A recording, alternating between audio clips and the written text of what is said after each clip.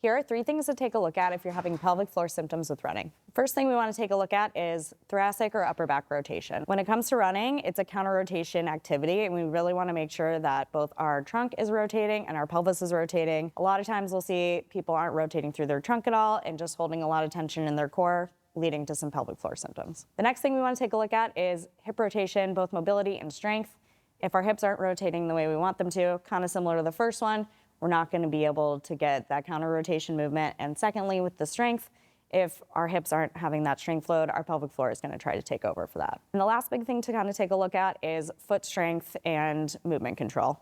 Really important, if our foot isn't loading and doesn't have the strength to kind of control our motion from the bottom up, it's going to lead to issues at the hip and hip strength loading and subsequently some issues with our pelvic floor.